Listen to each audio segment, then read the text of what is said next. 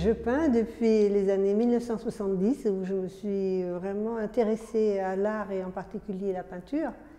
J'ai commencé au pinceau comme beaucoup d'artistes et progressivement je me suis détournée du pinceau parce que je voulais vraiment acquérir une technique très particulière et j'ai rencontré un artiste qui peignait au couteau, ça m'a beaucoup intéressée. Et voilà, je me suis lancée dans le couteau pour ne plus jamais arrêter. J'ai abandonné totalement le pinceau.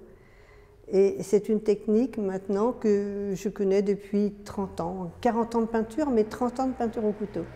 Moi, je peins avec la technique à l'aprima, c'est-à-dire d'un seul jet. Donc il faut combiner les deux, à la fois maîtriser la technique du couteau, du geste, mais en même temps aller très rapidement. Quand j'arrive à la fin du tableau, je dois l'avoir terminé et je ne peux plus le retoucher. C'est là la difficulté, la technique à l'aprima.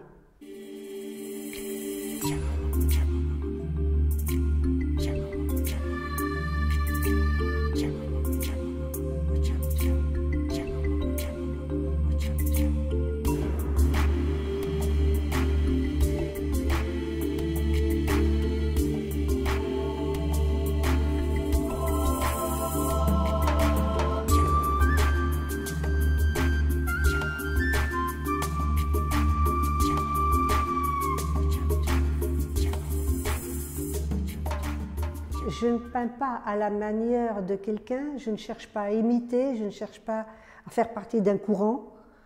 Je suis moi-même, et je pense que ma signature picturale, elle se voit, que je sois à Nouméa ou que l'on voit mes tableaux à New York ou à Paris, on les reconnaît.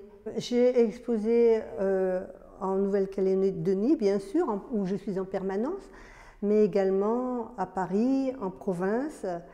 Par exemple, pour le 50e anniversaire du débarquement, où il y avait tous les grands chefs d'État, j'ai exposé à Caen, qui a été vraiment un événement. J'ai eu le prix de l'Assemblée nationale et le prix de la ville de Caen.